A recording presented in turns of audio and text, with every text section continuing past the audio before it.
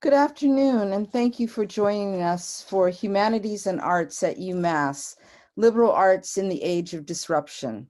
My name is Joy Bowman, and I'm a professor of history and the Associate Dean of Research for the College of Humanities and Fine Arts. Today's webinar will be recorded and available for viewing at a later date. By participating in this webinar, you are giving consent to be a part of a recorded session. At the bottom of your screen, there is a Q&A option available. Please feel free to post a question at any time during the webinar, and we will do our best to answer as many of your questions as possible. Please note that the chat function will not be available, and participants' cameras and microphones will be disabled throughout the webinar. Thank you again for joining us. I'm especially excited to introduce Barbara Krauthammer, not only as the host of this evening's event, but as the new Dean of Humanities and Fine Arts, a position which she began in July. Over the past 10 years, many of you met and spoke with our former Dean, Julie Hayes. Her devotion to increasing student services, to renewing and supporting the faculty, and to advocating for the humanities and arts served us well. I am happy to report that Dean Krauthammer shares these commitments and brings to the role a long record of academic service, a commitment to excellence in teaching, and a strong research background. Dean Krauthammer is an eminent historian of history and emancipation in the 19th century American South, a devoted mentor and an innovative leader. A member of the history department since 2008, Dean Krauthammer was named Associate Dean for Student Inclusion and Engagement in the Graduate School in 2015 and Dean of the Graduate School in 2017. 2 years later, in 2019, she was named Senior Vice Provost for Interdisciplinary Programs and Innovation. In that position, Dean Krauthammer took on a leadership role in supporting innovation at UMass's degree and certificate programs, particularly those that transcend disciplinary boundaries or respond to new and emerging opportunities. Dean Krauthammer's published works include Black Slaves, Indian Masters, Slavery, Emancipation, and Citizenship in the Native American South. She is also the co-author of Envisioning Emancipation, Black Americans and the End of Slavery, which received a number of honors, most notably the 2013 NAACP Image Award for Outstanding Literary Work in Nonfiction. Recently, she co-edited Major Problems in African American History, one of the leading textbooks in the field. Her research and books have been profiled in many media outlets, including the New York Times, the CBS Evening News, National Public Radio, and CNN. She appeared in the award-winning documentary film Through a Lens Darkly, Black Photographers and the Emergence of a People. Dean Krauthammer is a leading public intellectual who brings a new vision to HFA. Dean Krauthammer is equally well known for her dedication as a teacher and a mentor. Even as she has taken on additional leadership responsibilities over the past several years, she continues to work closely with her students. She received the Lorraine A. Williams Award from the Association of Black Women Historians in 2018 in recognition of her achievements as a scholar and a mentor. Her students praise her for her commitment to their work and their future careers. She's a model for her fellow faculty members. Recently, Dean Krauthammer was selected to participate in the American Association of State Colleges and Universities Millennium Leadership Initiative, a program designed to prepare higher education leaders for college and university presidencies. Working with Barbara over the past 12 years has been an absolute pleasure for me. Her leadership and creativity continue to amaze me daily.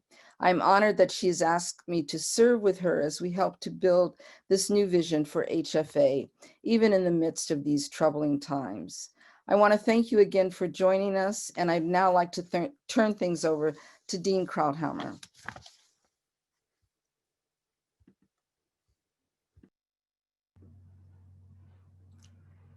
Thank you, Joy. That was a lovely introduction, and I appreciate it greatly. Good afternoon, everyone, and thank you for joining our meeting.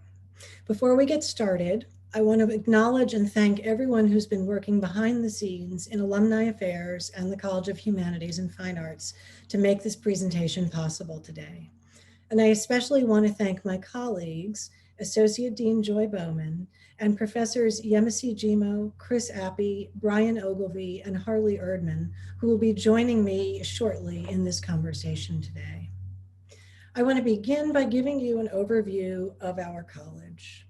Our college, the College of Humanities and Fine Arts, is home to 14 departments, 38 majors, 25 minors, and 15 certificates.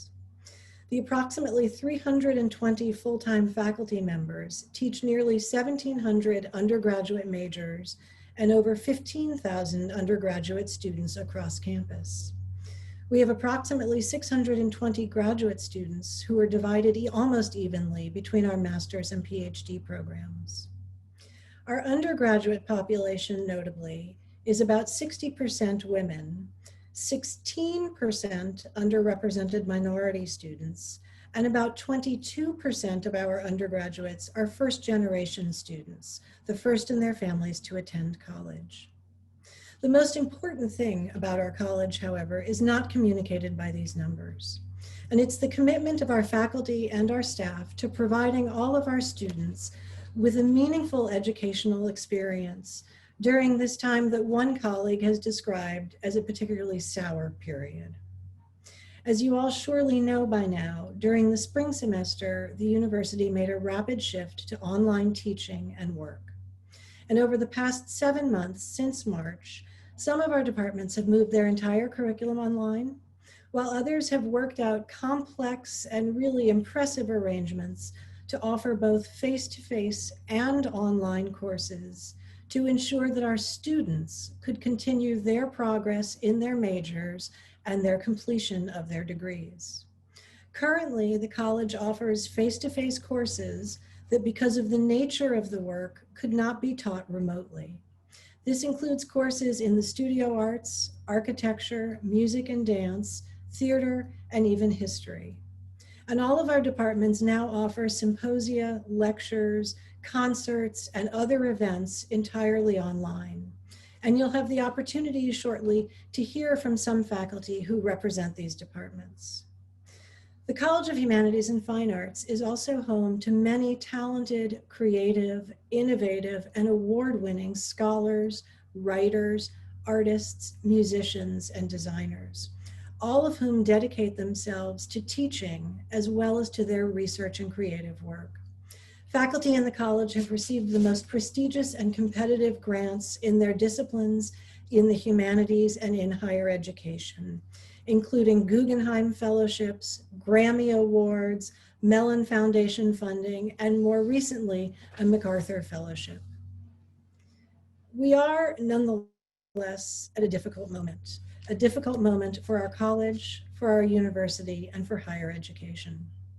The pandemic and the economic crisis have exacerbated many of the existing tensions and pressures in public universities and in humanities and the fine arts in particular. In a recent survey conducted by Inside Higher Education, some 85% of provosts, the chief academic officers at public universities, agreed or strongly agreed with the idea that the concept of the liberal arts education is not well understood in the United States. But at the same time, this survey showed that the majority of provosts, and certainly I and all of my colleagues who are here today, place great value on the humanities and fine arts and believe that education in these disciplines is absolutely fundamental to an undergraduate education. So the challenge we face beyond COVID and the current crisis, and perhaps the more significant challenge, is the public perception that humanities and the arts do not offer our students a path forward, presumably in contrast to the STEM, science, technology, engineering, and mathematics fields. Here, I think often of the proverbial parent or student and the quote typically attributed to them, this imaginary parent or student, Why should I pay tuition, or why should I choose a major if you can't guarantee that I'll get a good job when I graduate? Now, of course, there are a number of responses to these questions and to these challenges. And I'll note briefly that in my estimation, an oversimplified focus on STEM as a generator of jobs and positive career outcomes for all students too often fails to account for the importance of the humanities and arts in the development of meaningful and useful innovations in technology and medicine, for example. Indeed, I'd say the rise and sometimes the fall of technological innovation and the increasing number of jobs that are created in various tech fields necessarily require individuals to have a sophisticated and nuanced level of discernment, human awareness, flexibility, and creativity. None of that can be automated, and all of that is taught in the humanities and arts. Here we might think, for example, about the racism that was unwittingly embedded and functional in facial recognition technology, with the notable example of Google Photos grouping images of African American people with apes. Or we might think, more close to our own moment in this pandemic, of the real and painful historical reasons that people of color are reluctant to participate in vaccine trials. History and context matter. The humanities and the arts matter in all of these aspects of our society. At the same time, it's incumbent on those of us in the humanities and arts to recognize the world in which our students live, where they're coming from, and where they hope to go. In our increasingly volatile and unpredictable world, we cannot simply welcome students to the university and to our college and say, go, explore your passions. We'll see you in a few years at commencement. We need to show them the ways in which exploring their passions is an opportunity to map their own journey, to pick the places where they want to linger and learn in depth, and the places that they simply want to pass by so they can say that they were there. We, educators, advisors, and mentors, need to point out the signs along the way and help our students see the intersections, the side roads and detours, to continue the map metaphor, that they may not have noticed on their own. We need to teach them to see and to tackle what policy planners sometimes refer to as the wicked problems. And I'm enjoying saying wicked problems in Massachusetts, though I can't give the word wicked the intonation it deserves. But we need to teach them to see the wicked problems, those issues that policymakers define as so complex that there's no single solution, but rather problems that have to be addressed and indeed can only be addressed by people who have the capacity to think, to analyze, to communicate, to create, to imagine, to build, and to reflect. This means that college leadership and faculty need to make clear the value of the humanities and arts to our students and to our society. As scholars, researchers, and teachers, we all value the learning in our disciplines on its own merits. It was this curiosity in our disciplines, this curiosity and passion, that led us to our chosen fields of study and that has kept us going through the years. And without diminishing that passion or the rigor of our disciplines, we need to make these things legible and meaningful to other people. People who have a wide array of passions, interests, questions, and concerns. And here, I think more recently about students and their families that I've met for whom college education and a good job were never taken for granted, were never assumed to be the next logical steps for that student and that family. These are the students who need to know that studying literature, philosophy, architecture, or ceramics can offer them knowledge, skills, and insights that will surely shape their futures in ways they could never imagine. And at the end of the day, our students are core to our mission as a public land-grant university. It's not a watering down of the rigor or value of the humanities and arts to make clear to our students and to the wider public how what we study, what we research and teach and love in the humanities and arts will empower students and future generations with the skills and knowledge that will serve them and serve our society well. So I thank you for taking the time to listen to me, but now I'm especially excited to turn the spotlight over to some of my colleagues and invite them to tell you a bit more about the kinds of exciting and innovative work that's being done in all of our departments across the college, work to make resources, education, research, and opportunities available to all of our students and to our wider community. So I'm going to begin now by introducing Professor Yemisi Jimo from the W.E.B. Du Bois Department of Afro-American Studies. And I've asked Professor Jimo if she could speak briefly about the Du Bois Department of Afro-American Studies in its 50th anniversary year and the plans in that department to celebrate this milestone anniversary of this truly historic department in a virtual format this year. Professor Jimo?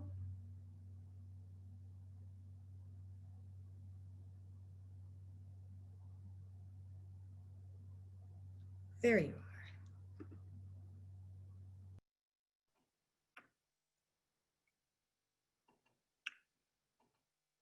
Thank you, Dean Krauthammer, for this opportunity to talk about the 50th anniversary of the W.E.B. Du Bois Department of Afro-American Studies. First, I'd like to put the department in context. Similar to today, the 1960s in the United States experienced substantial disruption. In 1967, a group of UMass students presented a proposal to the campus administration requesting that there be more Black students on campus. In the fall of 1968, UMass Amherst admitted 125 Black students. However, that year, students returned to Whitmore Administration Building in the fall of 1968 with a list of changes that would address the needs of Black students. Among the items on the list was Black Studies. The students spoke again in 1969, and by April of 1970, the UMass Board of Trustees approved the W.E.B. Du Bois Department of Afro-American Studies. In the fall of 1970, the department began offering courses. Establishing an autonomous department was a momentous step that few universities took at the time. Many universities and colleges established programs or offered courses, but did not establish an autonomous department. The first graduate received her degree in Afro-American Studies from this campus in 1972.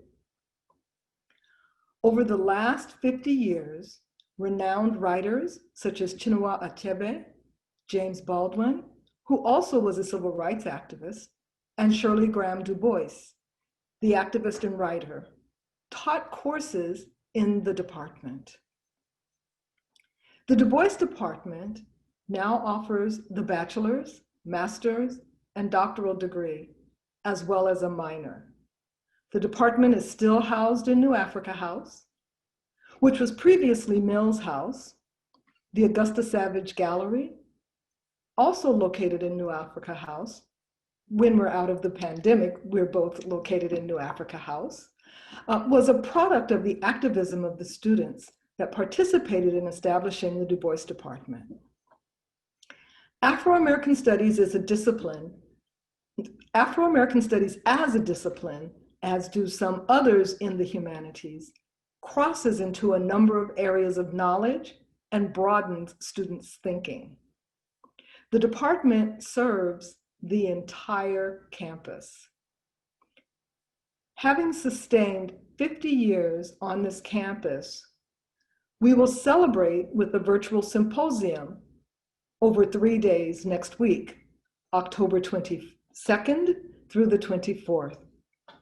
We will hear from undergraduate alums who participated in establishing the department and from some of the founding faculty, a few of them having moved directly from graduate study on campus to faculty in the Du Bois department.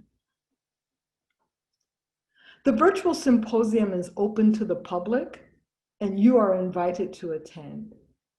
In this time of disruption, pandemic, it's really important that we understand the value of the type of cross-disciplinary education that is presented to students on this campus in the Du Bois department.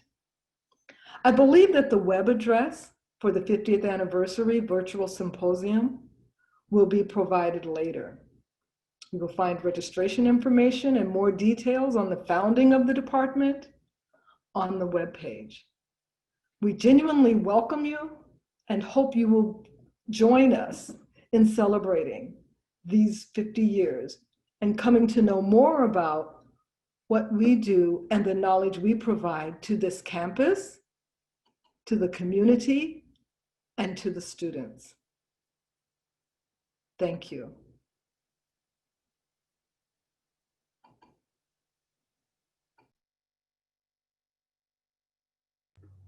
Thank you, Yemisi. Next, I'd like to turn to Professor Hartley Erdman, the chair of the theater department. Professor Erdman, the theater department has certainly embraced the challenges of our new online existence by rethinking performance. Would you tell us a bit about how your faculty and students have adapted their creative work to the online venue? Yes, thank you, Dean Krauthammer. And I'm going to share my screen to help address that question. And just have to figure out how I can get into the show. There we go.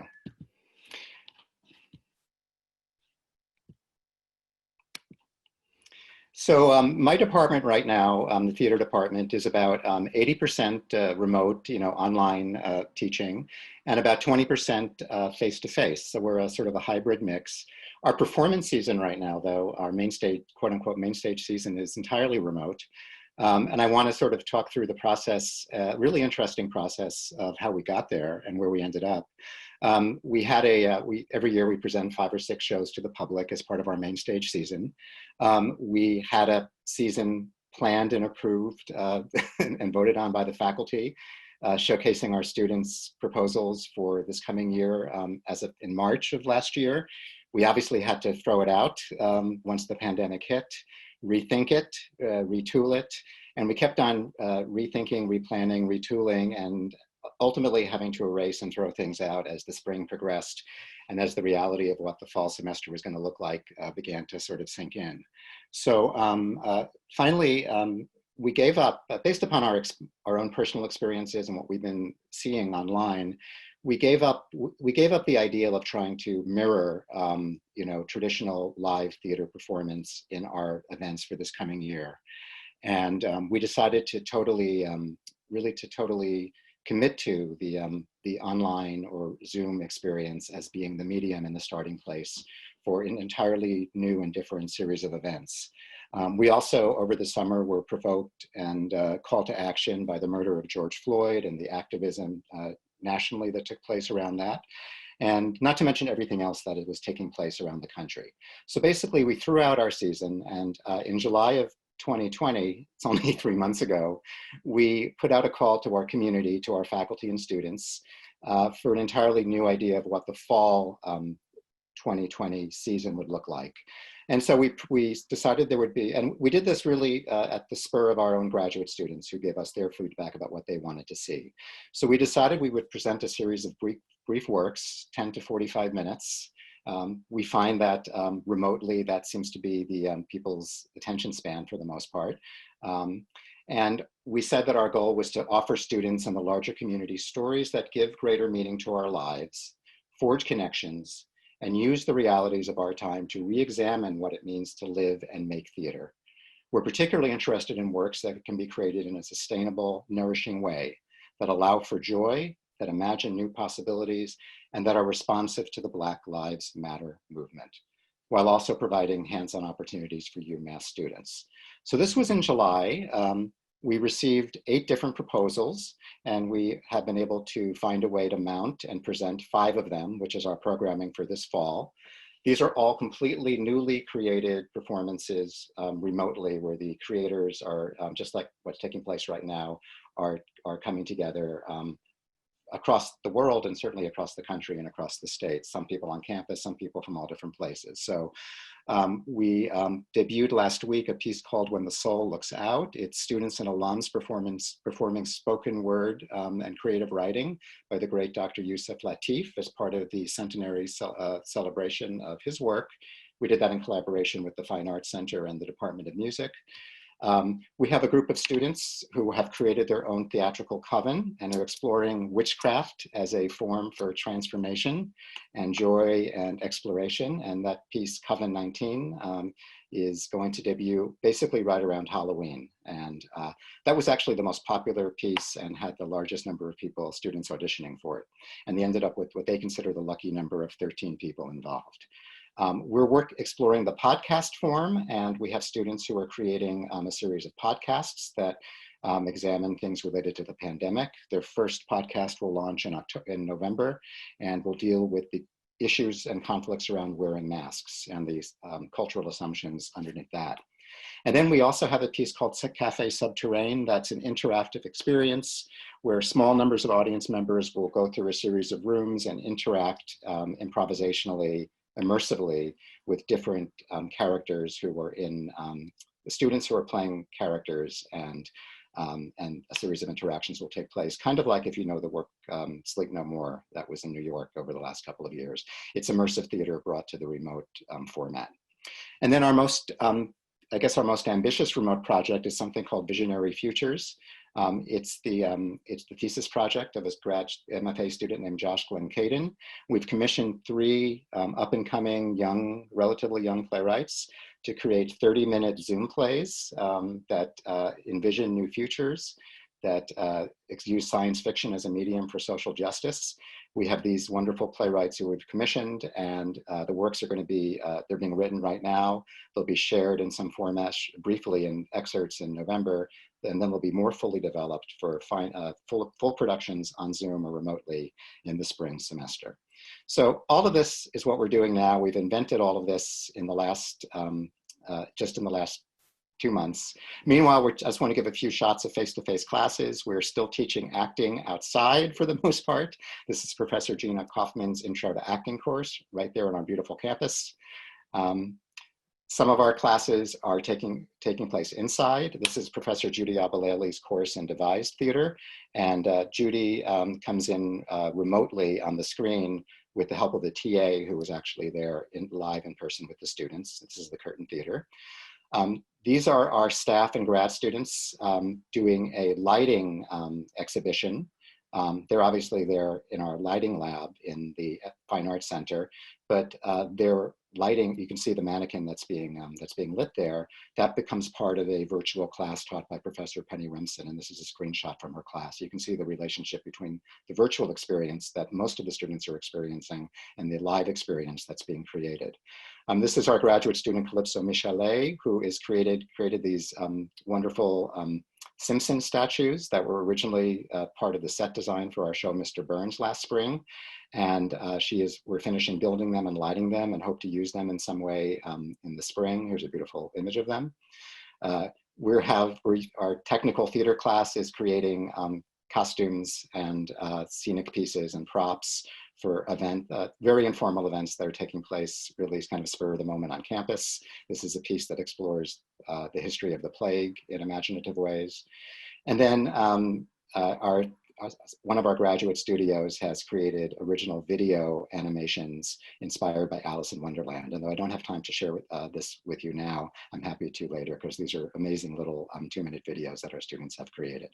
So that's a brief overview of what we're doing, and I'm sure I'll have a chance later to talk more, and I'm going to stop sharing my screen. Thank you very much.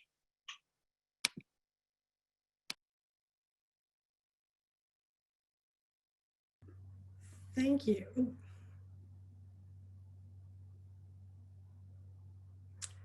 Thank you, Professor Erdman. All of the information, the links to our departments and events will be made available to you. Perhaps we can get them posted in the Q&A and they'll be on the final slide. I now want to turn my attention to my own department, the history department, and introduce my colleague and the chair of the history department, Professor Brian Ogilvy, and ask you, Brian, if you could speak a little bit about the history department's biennial series, the Feinberg Family Distinguished Lecture Series, which is a prominent lecture series made possible by the generous support of our alumnus, Kenneth R. Feinberg, and some others. And I'm going to ask you if you would tell us a bit about the focus of this year's series and about how the history department has approached organizing the series and related events to engage not only our students and faculty, but also the wider community. Great. Well, thank you, Dean Krauthammer. I am pleased to see many history alumni and alumni-to-be in the list of attendees. And I'd just like to say hi to Bob, Kamisha, Chloe, Dan, Felicia, Julie, Kate, Kathleen, Lisa, Marwa, Tammy, and anyone else whom I overlooked. This year's Feinberg series is titled Planet on a Precipice: Histories and Futures of the Environmental Emergency. It emerged out of talks about how we might think as historians about the Anthropocene, the recent era when collective human activity became a geological force. We began on September 30th with a keynote by biologist and writer Robin Wall Kimmerer, What Does the Earth Ask of Us? Dr. Kimmerer, who is an enrolled member of the Citizen Potawatomi Nation, spoke on how scientific and indigenous ways of knowing are complementary and how together they can help us find a way out of our current predicament. The second event last week was a lecture by historian Mike Davis. He was originally going to discuss arguments last century about how best to control infectious diseases, obviously a contemporary topic of interest. But in light of developments in the American West this summer, he changed his subject to California burning, the apocalyptic trinity of climate change, alien plant invasion, and exurbanization, exploring how fires, climate change, and settlement patterns are changing the California landscape. Further events will explore extinction events, environmental policy, extractivism, climate justice, ecofascism, and sense of place. And our series website, which I've just shared with you in the chat, has details. Now, even before the pandemic, in its last iteration in 2018-2019, the Feinberg series had a significant online component. Events on campus were live streamed on Facebook and posted on our department's YouTube channel. We're building on that experience as we switch over to Zoom. So far, we have over 1,700 registered participants for our Zoom webinars. They come from across the country and across the globe. Now, this year, we're doing several things to facilitate community engagement with this remote series. We've partnered with several dozen organizations at UMass and the 5 colleges and in surrounding communities to share information about the series and to encourage participation. We offer simultaneous Spanish interpretation of all events available via Zoom's second language channel, and events are captioned as well. Several of our events, moreover, are joint efforts with other organizations. Dr. Kimmerer's keynote was co-sponsored with Creative Women Leading Climate Action and the UMass Arts Extension Service. Dr. Davis's lecture was also the annual Distinguished Lecture of the UMass 5-College Graduate Program in History. Our February 1st panel, Young People Fighting for Climate Justice, is the James Baldwin Lecture, co-presented with the W.E.B. Du Bois Department of Afro-American Studies and funded by a gift from alumnus Alan Davis. And this year's History Department writer-in-residence, historian and filmmaker Greg Mittman, will focus on the series themes in his presentations and seminars. After each of our events, we have arranged small group discussions in Zoom breakout rooms led by a graduate student or faculty member for those attendees who wish to continue for another 30 minutes or so, exploring interactively the themes of the event. In the most recent 2 series, we've partnered with local libraries to provide copies of a book by one of our invitees and facilitated reading group discussions. and we're engaged, coronavirus permitting, in plans to do that this spring as well. And finally, we have an ongoing series of workshops for K-12 educators in partnership with our History Institute and the Northampton-based Collaborative for Educational Services to support teachers interested in bringing environmental studies and history into their classrooms. In addition to presenting the series live on Zoom, Facebook Live, and YouTube Live, we're making recordings available on YouTube and SoundCloud, the exception being Dr. Kimmerer's keynote, which will be available online at the series website only until next Tuesday, October 20th, then removed at her request. So if you want to watch that one, and I do recommend it, do so soon. We hope in this way that the series will reach many who learn of it too late to attend live or whose other commitments prevent them from coming. I hope that many of you will join our events or watch them later if you're not already doing so. So thanks for your attention, and I'm happy to answer questions later on.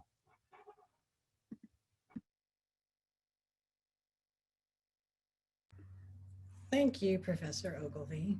I'm now going to turn my attention to Professor Chris Appy. Professor Appy, you're teaching what can be described as a blended course that incorporates both face-to-face instruction and some remote meetings with guest speakers. And notably, the course also allows your students to work closely with the UMass Library's special collections. So could you tell us what the course is about, how it connects to the archives, and what your students and you are doing in the course? Thanks, Barbara, and other colleagues, and especially to all of you who are tuning in this afternoon. I have to say that in 40 years of teaching, I don't think I've ever been this excited about a new course and the opportunity in these bizarre and difficult times to teach it face-to-face. It's a course called Truth, Dissent, and the Life of Daniel Ellsberg. And it was inspired by this amazing occurrence last fall when the university managed to acquire the papers of Ellsberg, which was just so exciting. I mean, first of all, the scope of them is unbelievable. The guy, he's still alive, by the way, at 89 and sharp as a tack. He's a kind of borderline hoarder who saved almost every scrap of paper I think he ever came across. So the collection is 500 boxes.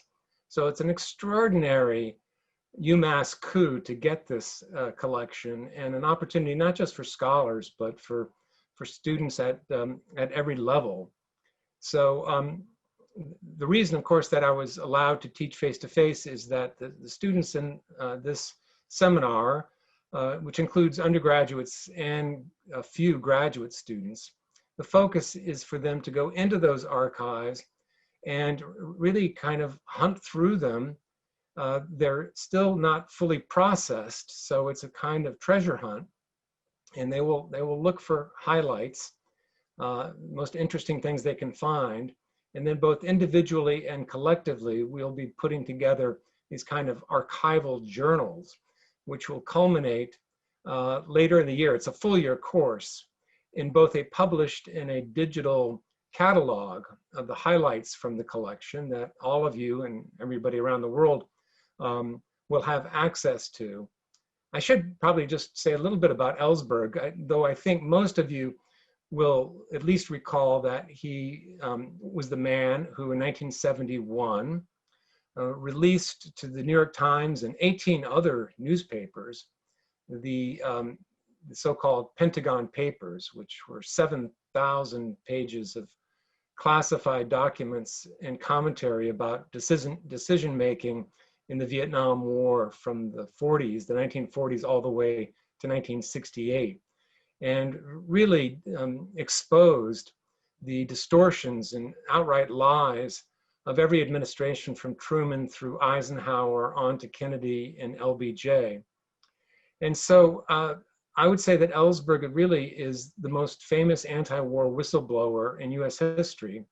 And more than that, I can't think of anyone, any other government official with his access both to power and to classified documents, who broke so radically with the government's military policies and took extraordinary risks in trying to change those policies, facing 12 felony counts that might have led to 115 years in prison. But the case was, as you may also remember, was thrown out of court because as it was taking place, the revelations of the Watergate scandal were unfolding. And one of the revelations was that the government had taken illegal actions against Ellsberg himself, both wiretaps, but also breaking into the offices of his psychiatrist. But the other thing that is not widely known is that Ellsberg's his life intersects with and informs just about every major foreign policy decision of the nuclear age. So he can teach us a lot about just for example, the rise of the national security state, the nuclear arms race. He was very involved in nuclear war planning at the Rand Corporation think tank, the Cuban Missile Crisis, all of the Vietnam War, the Watergate, of course, but the post-Watergate proliferation of state secrets keeping, and the efforts of people in his wake to blow the whistle on corporate and government wrongdoing, and as well, sort of a long history of dissent.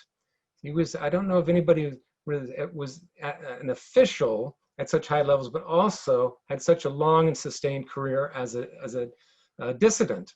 I think he's been arrested for acts of civil disobedience something like 80 times since the early 1970s.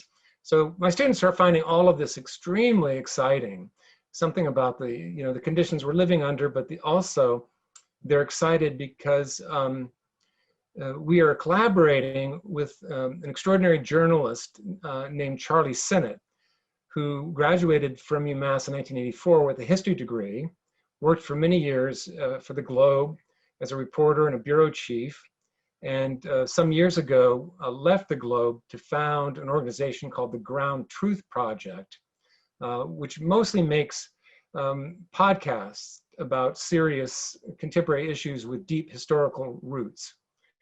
So he and his colleague Mitch Hanley, who was an engineer producer who cut his teeth working for Prairie Home Companion on the radio, is audio recording every one of our classes, and they're going to be using some excerpts of our class discussions for inclusion in these podcasts on the life of Daniel Ellsberg, which will ultimately air on WGBH. So we're very excited about that collaboration.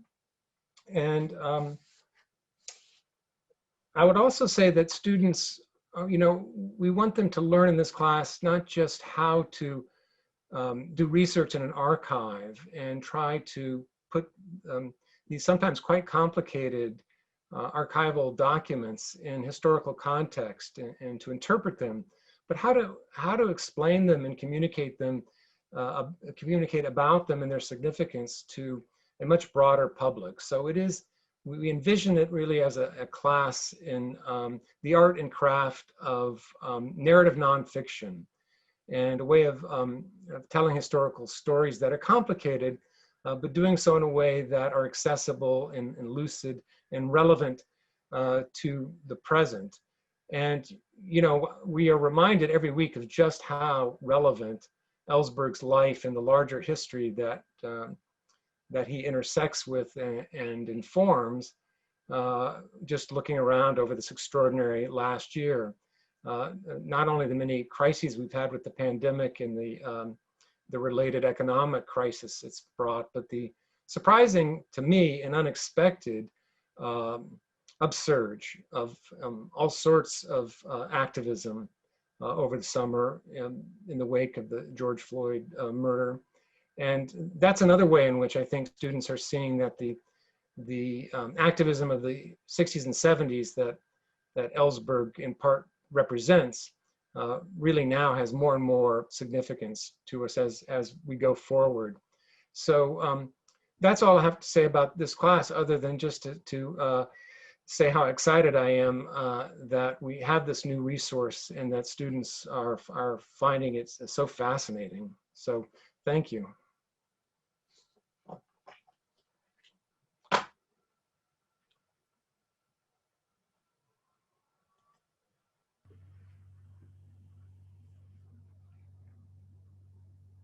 Well, thank you, Professor Appy, and thank you to all of my panelists. I would now invite everyone to all of the panelists to turn on their cameras, and we have a little bit of time left. There we go. So we're Chris, and if Professor Gimo, there we go. We have about 15 minutes left, so amazingly, I've kept things right on schedule. I've been working on that as dean. You have to keep things moving ahead. We have some questions that have come in through the Q&A and some that were submitted in advance. And I want to try to get to each of them if possible. But so I want to pose a question to each of you. And Chris, you sort of set us up for this by talking about how what we teach in our disciplines is preparing our students to understand the world around them, and to meet the challenges of the day, whether it's social protest, climate change, Professor Ogilvy in the case of the Feinberg series. And I wonder if any of you wants to share, you know, just any more thoughts about how studying in the humanities and the arts can prepare students to address those challenges that I think are in public imagination often relegated to the world of STEM or policy and are not considered as part of the humanities and arts and part of what we do. So does anyone want to take a stab at that? Yeah, I'd be happy to lead off on this because it strikes me that now more than ever, we need students in all fields who are trained in the analysis and effective communication of fact-based evidence. We live in a time where the status of truth is ever more under challenge. It has been for a long time, but never more so than now. So, you know, students who learn how to think and write and communicate clearly and critically about every sort of field, but particularly in the humanities, where they place things where we hope we're teaching students to think about crucial issues of the moment in a historical context, is a skill that I think is appropriate and necessary in every imaginable field, from business to law to journalism to medicine to social science and humanities. Yeah, that's my little pitch. I mean, I think we need people who can understand why things happen, how they happen, and with what consequences. Or if you forgive this sort of alliteration, you know, they understand causality, context, conduct, and consequences. So I think the humanities does that as well as anyone. Great, thank you. Anyone else? Professor Ogilvy and then Professor Gimo, you also look like you're about to speak. Yeah, just to add a couple of words to what Chris just said so eloquently, I think that one thing the humanities teaches us is to see things from multiple points of view, to understand not just our own position and where we're coming, but through dealing with imperfect information, dealing with contradictory sources, we come to understand things from not only our own standpoint, but from other people's standpoints as well. And that's something we desperately need in these times when everyone seems to be firmly convinced that they're in the right and everyone else is wrong. Exactly, thank you. Professor Gimo? Yes, I was going to say something very similar to what Brian said, and that is, you know, in Black Studies, you're able to open up students from a variety of different disciplines. Students this semester in my Introduction to Black Studies course are listening to music from the 60s contrasted with music from today. They are thinking about Heather Heyer in contrast with Viola Luiso.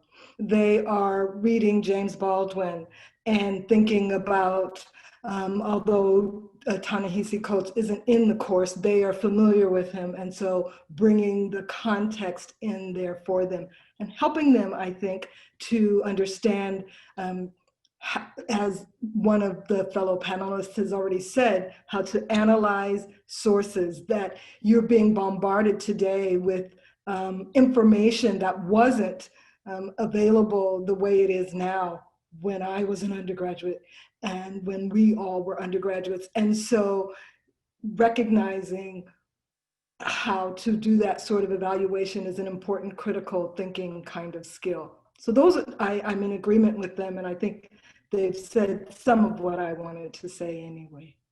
Great, thank you. Yeah, Harley. And I agree 100% with everything that was said. And I guess just one additional perspective from the theater point of view is, and I think this underlies what some of what was just said, is the idea of empathy and cultivating empathy. We need that as a world. We need that as a society. We need that as a community.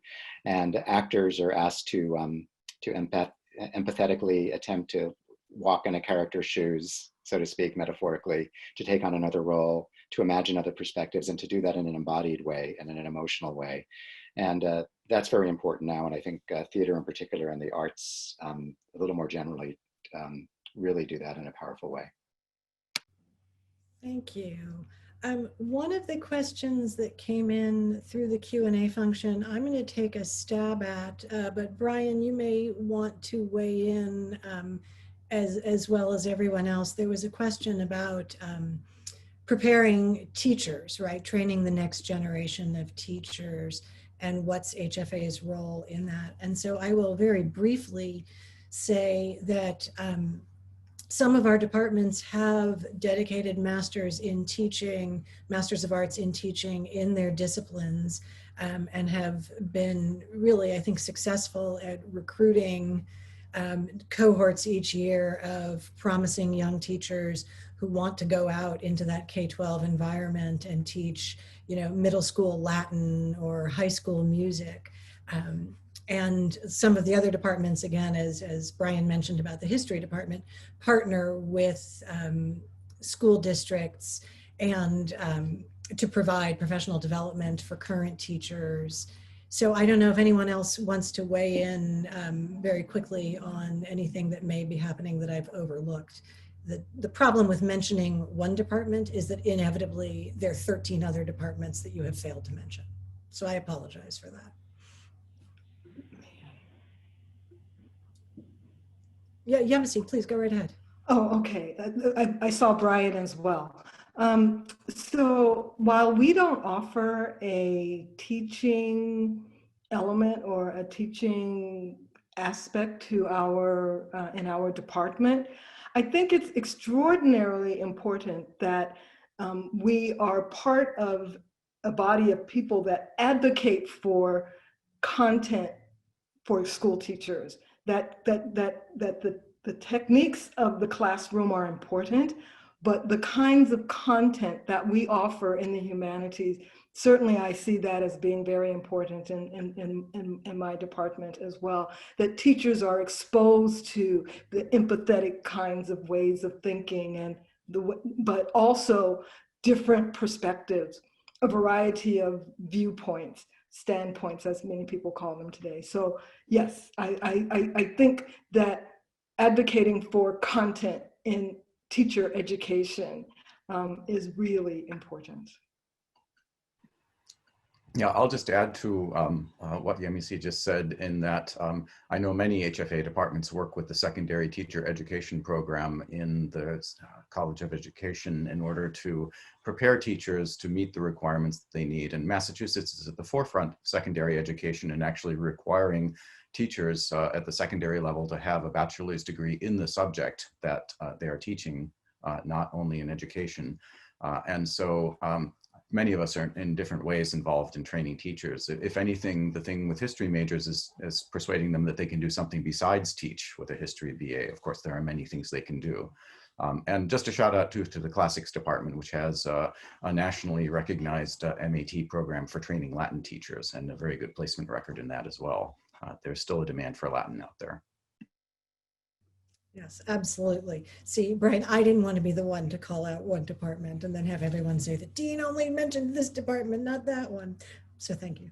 I have another question that was pre-submitted with the registration process.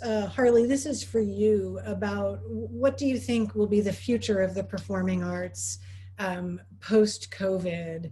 And do you have any suggestions or thoughts about how people who want to stay engaged with theater and the arts now can do so? Yeah, great question. It's a very it's a difficult time, obviously, for live performing arts. We really, what we do in theater and music and dance, a lot of it presupposes live bodies coming together on stage and with a live audience. That's the beauty and the power of it. We can't do that safely right now. We're coming up with all these inventive ways of keeping things going.